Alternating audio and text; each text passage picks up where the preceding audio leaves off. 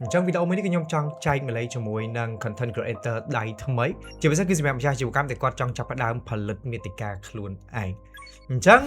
វីដេអូមួយនេះគឺវាដូចជា mini course មួយដែលខ្ញុំចែកម្លែកជាមួយអ្នកទាំងអស់គ្នាតាក់ទងជាមួយនឹងរូបមន្តមួយ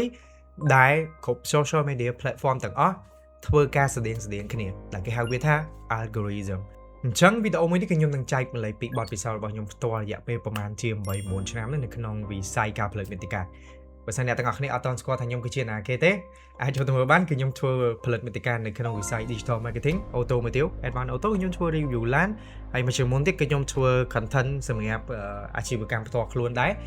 អញ្ចឹងអាចនិយាយបានថាការផលិតមាតិកាហ្នឹងគឺជាអាជីពមួយគឺជាឆ្នាំងបាយមួយដែលជួយចិញ្ចឹមខ្ញុំមកដល់ពេលបច្ចុប្បន្នហ្នឹងរឿងដំបូងផុតអ្នកទាំងអស់គ្នាប្រហែលជាឆ្ងល់ថាតើអីគេគឺជា algorithm ដល់ពេលអ្នកទាំងអស់គ្នាប្រើ social media Facebook TikTok ឬមួយក៏ Instagram រាល់ថ្ងៃហ្នឹងគ្រប់បណ្ដាញសង្គមទាំងអស់មានគោលបំណងតែមួយគត់គឺធ្វើម៉េចឲ្យមនុស្សចំណាយពេលជាមួយនឹង platform របស់គេហ្នឹងកាន់តែយូរគឺកាន់តែល្អនៅពេលអ្នកទាំងអស់គ្នាចំណាយពេលនៅលើ Facebook TikTok ឬមួយក៏ IG កាន់តែយូរគឺគេអាចហៅលុយពីអ្នកទាំងអស់គ្នាបានកាន់តែច្រើនតាមរយៈការផ្សាយពាណិជ្ជកម្មអញ្ចឹងអ្នកទាំងអស់គ្នាកុំគិតថាបណ្ដាញសង្គមរាល់ថ្ងៃយើងប្រើ free អត់ free ទេអ្នកទាំងអស់គ្នាគឺជាអ្នកហៅលុយឲ្យ Facebook IG TikTok ក៏ដូចជា YouTube អញ្ចឹងបើសិនជាបកត្រឡប់មកយើងជាអ្នកផលិតមាតិកាវិញបើសិនអ្នកទាំងអស់គ្នាចង់ឲ្យបណ្ដាញសង្គមទាំងអស់រុញវីដេអូរបស់អ្នកទាំងអស់គ្នាទៅមានគេមើលកាន់តែច្រើនគឺអ្នកទាំងអស់គ្នាត្រូវរកវិធីសាស្ត្រធ្វើម៉េចឲ្យមនុស្សចង់មើលវីដេអូរបស់យើងចំណាយពេលជាមួយនឹងវីដេអូរបស់យើងកាន់តែយូរតួនាទីរបស់បណ្ដាញសង្គមគឺដូចជាមេដៅអញ្ចឹងគឺយកមាតិការបស់អ្នកទាំងអស់គ្នាទៅផ្គូផ្គងជាមួយនឹងមនុស្សមួយក្រុមដែលគេចាប់អារម្មណ៍ជាមួយនឹងប្រធានបទទាំងអស់ហ្នឹងអញ្ចឹងតួនាទីរបស់វាគឺ matching តែមួយគត់តួនាទីរបស់បណ្ដាញសង្គម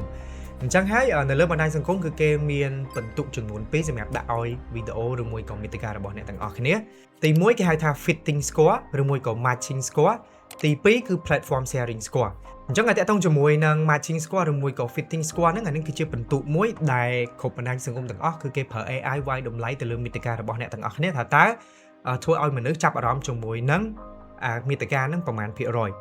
មាតិកាមួយហ្នឹងដាក់ទៅមានគេចាប់អារម្មណ៍ច្រើនឬមួយក៏អត់អញ្ចឹងគឺគេដាក់បន្ទុកឲ្យមាតិការបស់អ្នកទាំងអស់គ្នាតាមហ្នឹង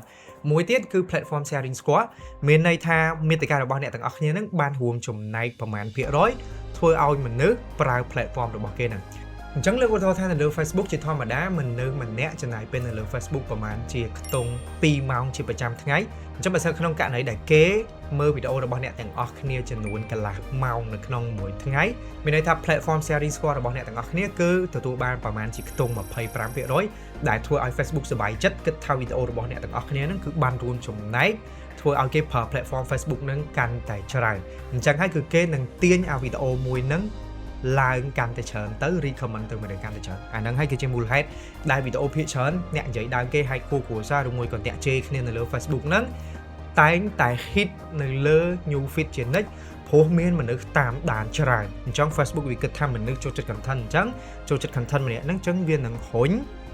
វីដេអូ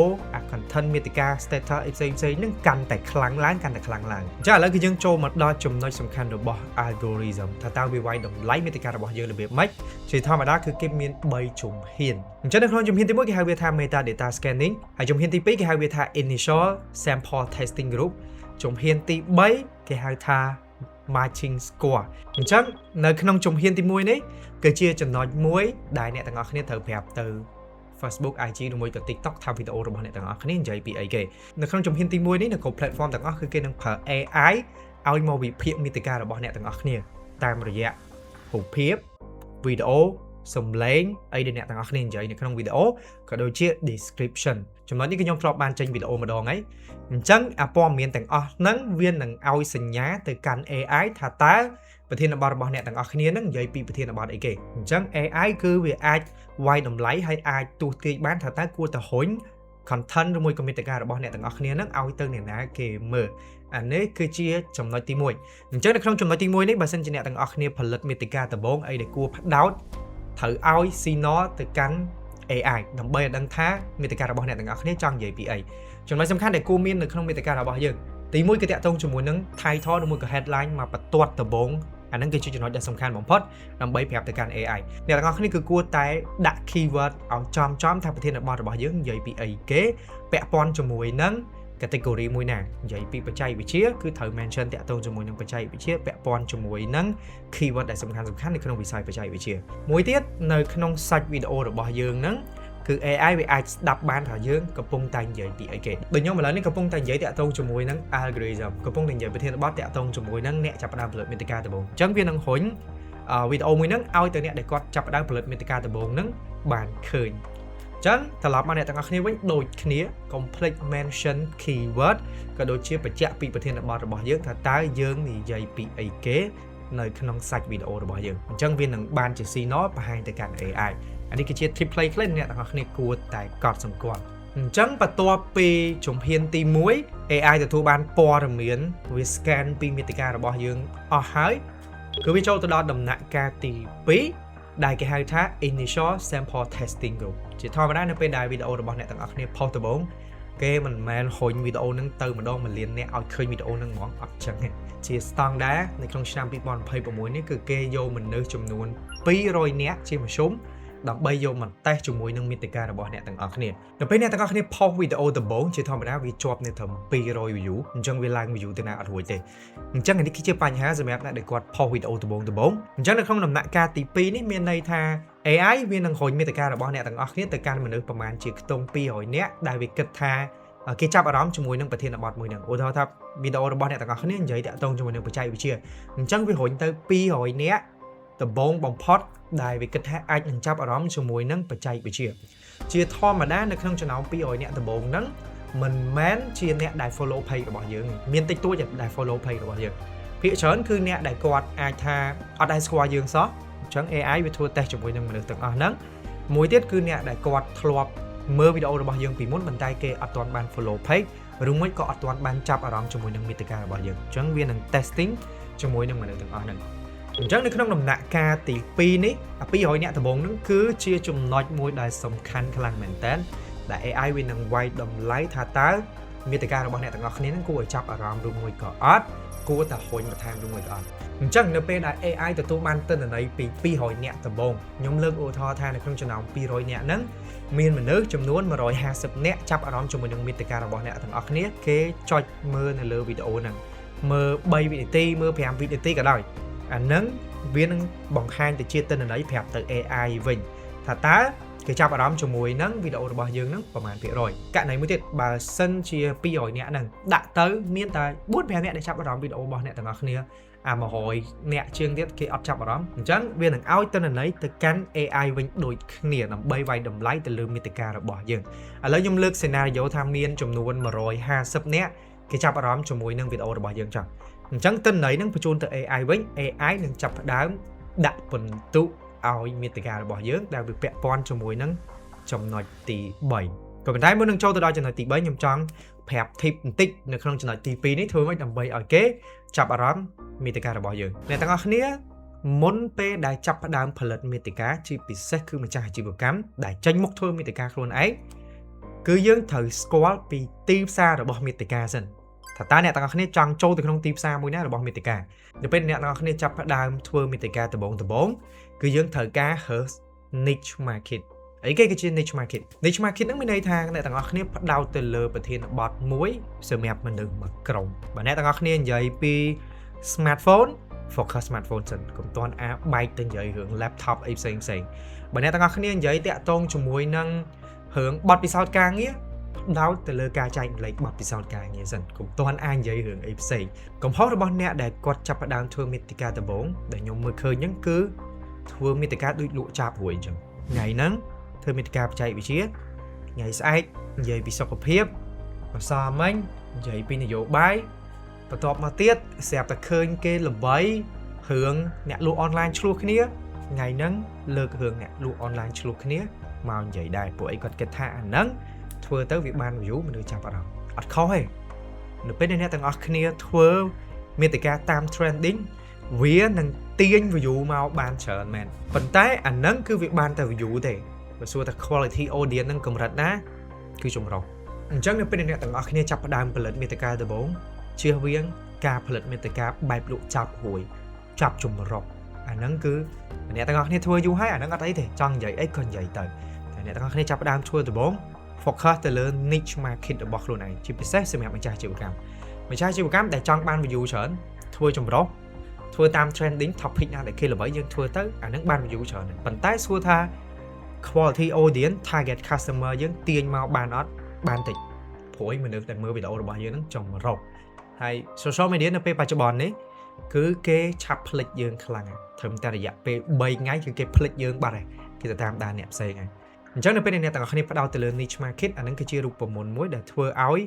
គេចំណាំយើងទុកថាយើងគឺជាអ្នកដែលផ្ដោតនៅក្នុងវិស័យមួយហ្នឹងពាក់ព័ន្ធជាមួយនឹងដំណាក់កាលទី2នេះខ្ញុំមាន tip មួយសម្រាប់អ្នកទាំងអស់គ្នាបើសិនជាយើងចង់ឲ្យ200អ្នកដំបូងដែល AI ហុញទៅនឹងគេចាប់អារម្មណ៍ជាមួយនឹងវីដេអូរបស់យើងគឺអ្នកទាំងអស់គ្នាត្រូវការធ្វើhook 3វិនាទីដំបូងហ្នឹងឲ្យតាក់ទាញhook 3វិនាទីដំបូងគឺជាចំណុចងាប់ហួររបស់វីដេអូបើសិនជា3វិនាទីដំបូងហ្នឹងអត់តាក់ទាញទេ AI ហុញវីដេអូរបស់អ្នកទាំងអស់គ្នាឡើងទៅលើ new feed គេឃើញហើយគេអស់ចោលមានន័យថាគ្រប់យ៉ាងគឺស្មើសូន្យអ្នកទាំងអស់គ្នាចំណាយពេលធ្វើវីដេអូមួយអាទិត្យគ្រាន់គេឃើញហើយគេអស់ចោលអាហ្នឹងគឺស្មើសូន្យអញ្ចឹង tip ដើម្បីឲ្យ3វិនាទីដំបូងនេះតាក់ទាញចំណាប់អារម្មណ៍ហើយវា balance រវាង view ជាមួយនឹង target audience របស់យើងអត់ចង់បាន mass audience ទេគឺអ្នកទាំងអស់គ្នាត្រូវការនិយាយឲ្យចំចំណុចរសើប pain point កន្លែងដែលអ្នកមើលហ្នឹងអត់ចង់ដឹងអាហ្នឹងហើយបានធ្វើឲ្យ3វិនាទីដំបូងហ្នឹងតាក់ឲ្យគេចង់មើលវីដេអូរបស់យើងបន្តហើយវានឹងបង្ហាញទិន្នន័យទៅ AI វិញថាមានមនុស្សចាប់អារម្មណ៍វីដេអូរបស់យើងច្រើនអូខេអញ្ចឹងឥឡូវគឺយើងចូលមកដល់ចំណុចទី3តាក់ទងជាមួយនឹង matching score ឬមួយក៏ fitting score តាក់ទងជាមួយនឹង matching score នេះគឺជាចំណុចចុងក្រោយដែល AI វានឹងវាយតម្លៃទៅលើមាតិការបស់យើងថាតើមានមនុស្សប្រមាណភាគរយដែលចាប់អារម្មណ៍ជាមួយនឹងមាតិកាមួយហ្នឹងអញ្ចឹងដូចខ្ញុំបានលើកពីខាងដើមអញ្ចឹងថានៅក្នុងចំណោម200នាក់មាន150នាក់ដែលគេមើលវីដេអូរបស់យើងអញ្ចឹង AI នឹងឃើញសញ្ញាល្អពីមាតិការបស់យើងវានឹងដាក់ពិន្ទុ matching score ឬមួយក៏ fitting score ទៅតាម idea យល់ឃើញតិចច្រើនទៅតាមចំនួនអ្នកមើលនៅក្នុង200នាក់ដំបូងនឹងឯងអញ្ចឹងបើសិនជានៅក្នុងករណី matching score ឬមួយក៏ fitting score របស់អ្នកទាំងអស់គ្នាខ្ពស់ AI នឹងចាប់ផ្ដើមពង្រីក audience របស់យើងហុញទៅកាន់មនុស្សមួយក្រុមទៀតដែលធ្វើឲ្យទំហំ reach ជាមួយនឹងទំហំ impression ណាវាកាន់តែធំទៅអញ្ចឹងនៅពេលដែលវាពង្រីកម្ដងមានអ្នកចាប់អារម្មណ៍ម្ដងទៀតអញ្ចឹងវាគិតថាអូខេគឺវាហុញទៅត្រូវជាមួយនឹងអ្នកដែលគាត់ចង់មើលប្រធានបទមួយហ្នឹងហើយអញ្ចឹងវានឹងចាប់ផ្ដើមពង្រីកreach ជាមួយនឹង impression របស់យើងហ្នឹងកាន់តែធំទៅនៅពេលបច្ចុប្បន្ននេះសំណួរសួរថាកត្តាអីដែលជាកត្តាសំខាន់ធ្វើឲ្យ AI ហុញមាតិការបស់អ្នកទាំងអស់គ្នានឹងទៅកាន់ audience កាន់តែធំទៅអត់មានពាក់ព័ន្ធជាមួយនឹង share ដូចពីមុនទៀតទេកុំយល់ច្រឡំ share អាចនិយាយបានថានៅតែជាផ្នែកមួយដែលធ្វើឲ្យមនុស្សឃើញមាតិកានឹងតគ្នាប៉ុន្តែមិនមែនជាពិន្ទុធំដែល AI វាវាយតម្លៃទេកត្តាដែលធ្វើឲ្យ AI ហុញមាតិការបស់អ្នកទាំងអស់គ្នាធំហ្នឹងគឺមាន2ទី1 matching score យើងបាននិយាយគ្នារួចហើយ matching score ចំណុចទី2ដែលធ្វើឲ្យវាហុញមាតិការបស់យើងខ្លាំងហ្នឹងគឺ engagement ជាពិសេសគឺទៅលើ comment engagement ហ្នឹងគឺខ្ញុំចង់សម្ដៅលើ comment នឹងផ្ទាល់តែម្ដងជាគោលការណ៍នៅគ្រប់បណ្ដាញសង្គមទាំងអស់នៅពេលដែលមាន comment នៅក្រុមមាតិការបស់អ្នកទាំងអស់គ្នាច្រើនអាហ្នឹងវានឹងធ្វើឲ្យ algorithm ហ្នឹងគិតថាមាតិកាហ្នឹងគឺតាក់ទាញមនុស្សឲ្យមកបញ្ចេញមតិអញ្ចឹងវាធ្វើឲ្យមាន engagement នៅក្នុង platform នឹងច្រើនមនុស្សប្រើ platform នឹងយូរគេហៅលុយបានកាន់តែច្រើនអញ្ចឹងគេមើលឃើញថាមាតិការបស់អ្នកទាំងអស់គ្នាហ្នឹងគឺមានតម្លៃសម្រាប់ platform របស់គេអញ្ចឹងគេនឹងរុញមាតិកាហ្នឹងកាន់តែច្រើនទៅអានេះអត់ចម្លែកទេដែលវីដេអូរបស់ចាយាឬមួយក៏មាតិកាសម្រាប់ status ដែលចាយា post ជាធម្មតាគឺវា reach ខ្លាំងដល់មនុស្សរាប់លានអ្នកសឹងថាមកស្រុកខ្មែរដោយសារអីគាត់ចែកឡានគាត់ចែកលុយគាត់ចែកទូរស័ព្ទមនុស្សចូលទៅ comment ចាយាមានផ្ទៃពោះគាត់ឲ្យគេទាយថាកូនប្រុសឬមួយកូនស្រីទាយត្រូវបានម៉ូតូមួយគ្រឿងបានឡានមួយគ្រឿង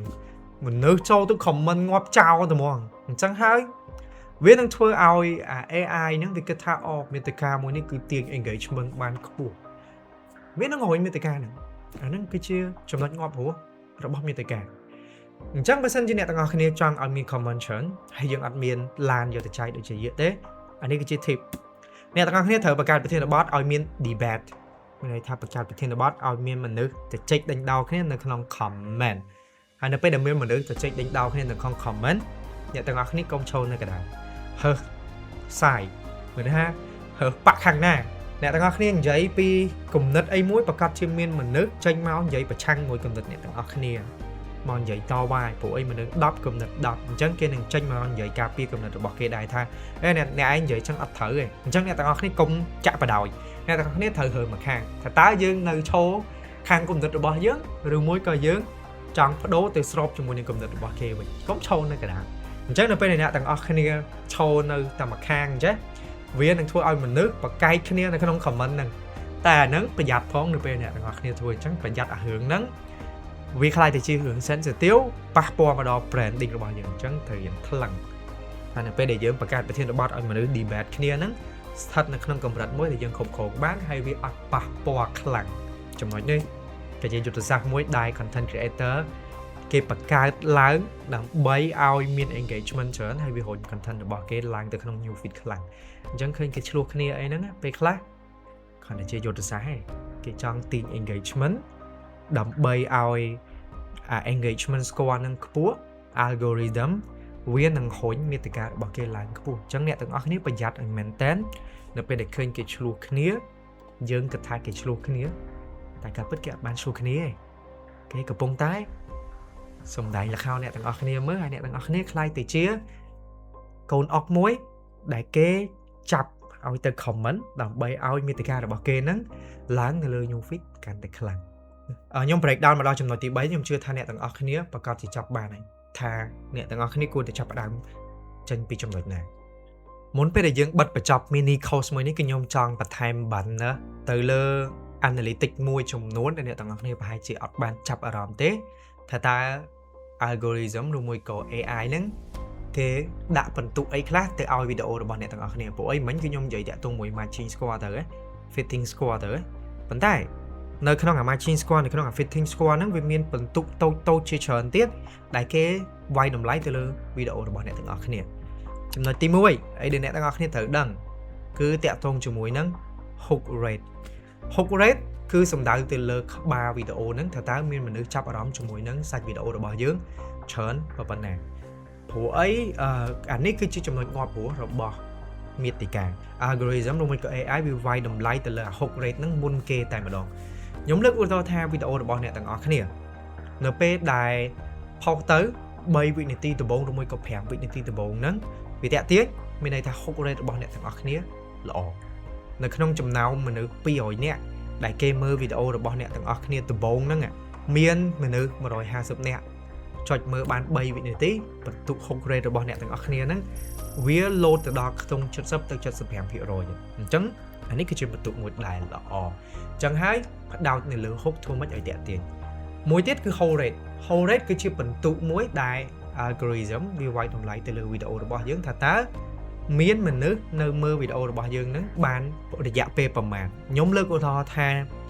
វីដេអូរបស់អ្នកទាំងអស់គ្នាមានរយៈពេល60វិនាទីបន្ទាប់ពីមនុស្សមើល3វិនាទីទាំងហើយគេចាប់អារម្មណ៍វីដេអូហ្នឹងអញ្ចឹងគេបន្តមើលរហូតទៅដល់30វិនាទី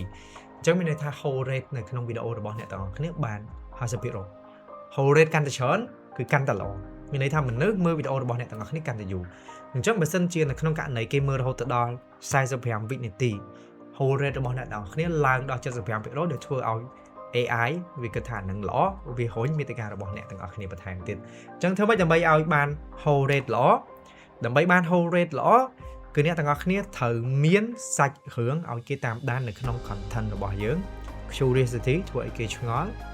មាន storyline ពីមួយទៅមួយធ្វើឲ្យគេចង់មើលដល់ចប់ឬមួយក៏អ្នកទាំងអស់គ្នានិយាយពាក់ព័ន្ធជាមួយនឹងរឿង pain point របស់គេដែលធ្វើឲ្យគេចង់តាមដានព្រោះមនុស្សយើងគឺចង់មើលតែប្រធានបទណាដែលតាក់ទងជាមួយនឹងបញ្ហារបស់គេទេអាហ្នឹងបើសិនអ្នកទាំងអស់គ្នានិយាយតាក់ទងជាមួយនឹងបញ្ហាក៏ដូចជាដំណោះស្រាយហើយនេះគឺជា tip បើសិនអ្នកទាំងអស់គ្នាចង់បាន hold rate ច្រើនកុំធ្វើវីដេអូវែងពេកដូចវីដេអូរបស់ខ្ញុំដែលខ្ញុំ break down mini course នេះ hold rate គឺវាបានទាបអញ្ចឹងអត់ប្រកាសថាវីដេអូមួយនេះមានអ្នកមើលច្រើនព្រោះវីដេអូហ្នឹងវាវែងអញ្ចឹងហើយកត្តាដែលគេវាយតម្លៃ hold rate ហ្នឹងគឺគេអត់វាយតម្លៃនៅលើរយៈពេលតែហ្មងរយៈពេលគ្រាន់តែជាកត្តាមួយដែលគេយកមកគណនាហើយដែលគេវាយតម្លៃហ្នឹងគឺគេវាយតម្លៃទៅលើភាគរយ ឧទាហរណ៍ថា60វិនាទីគេមើល30វិនាទី hold rate 50% តែវីដេអូរបស់អ្នកទាំងអស់គ្នាតែ30វិនាទីក៏ប៉ុន្តែគេមើលរហូតទៅដល់ខ្ទង់25វិនាទីអញ្ចឹង hold rate របស់អ្នកទាំងអស់គ្នាវាសឹងតែថា 90% អញ្ចឹងអាវីដេអូ30វិនាទី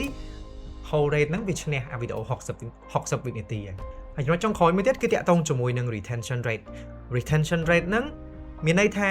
គេមើលវីដេអូរបស់អ្នកទាំងអស់គ្នាដល់ចប់ហើយគេបកមកមើលម្ដងទៀតឬមួយក៏មើលថ្ងៃហ្នឹងចប់ស្អែកឡើងគេឃើញវីដេអូរបស់អ្នកទាំងអស់គ្នាគេមើលអត្តដៃនឹងម្ដងទៀតឬមួយក៏មើលចប់ហើយស្អែកឡើងគេចូលទៅ page របស់អ្នកទាំងអស់គ្នាចូលទៅ YouTube របស់អ្នកទាំងអស់គ្នាទៅ search រកមើលវីដេអូនឹងម្ដងទៀតព្រោះអីគេចង់ដឹងម្ដងទៀតអញ្ចឹងដើម្បីបាន retention rate ល្អគឺអ្នកទាំងអស់គ្នាត្រូវ provide value វីដេអូដែលទទួលបាន retention rate ខ្ពស់ហ្នឹងមានពីរទី1គឺវីដេអូស្រីស្អាតវីដេអូស្រីស្អាតរបស់ Zixi ហ្នឹងផុសចូលចិត្តមើលហ្នឹងគឺ retention rate ខ្ពស់ហើយ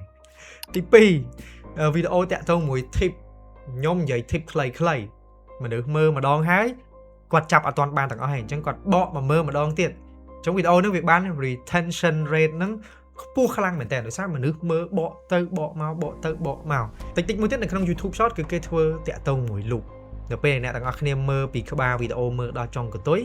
គឺគេកាត់អាក្បាលវីដេអូហ្នឹងដាក់កតុយនឹងបន្តិចវិញអញ្ចឹងអ្នកទាំងអស់គ្នាមើលទៅអត់ដឹងថាវីដេអូហ្នឹងមើលដល់ចប់ទេស្មានតែគេនិយាយតទៀតវាវិលទៅវិលមកវិលទៅវិលមកអញ្ចឹងណាអញ្ចឹងដល់ពេលអ្នកទាំងអស់គ្នាច្រឡំមើលនៅក្នុងវីដេអូហ្នឹងវិលទៅវិលមក loop 2ដង loop 3ដងអា retention rate ហ្នឹងគឺខ្ពស់កប់ហ្មងអញ្ចឹងវីដេអូហ្នឹងគឺផ្ទុកអូតូអញ្ចឹងហើយបើអ្នកទាំងអស់គ្នាអាចធ្វើអា loop នៅក្នុងវីដេអូហ្នឹងបានអាហ្នឹងគឺល្អខ្លាំងមែនតើអូខេចំណុចផ្សេងទៀតចុងក្រោយខ្ញុំបានបញ្ចូលអ្នកទាំងអស់គ្នារួចហើយកត្តាដែលវាយតម្លៃខ្ពស់ហ្នឹងគឺទៅលើ engagement rate ដែលខ្ញុំបាននិយាយកាលពីចំណុចមុនរួចហើយអញ្ចឹងនៅក្នុង mini course មួយនេះ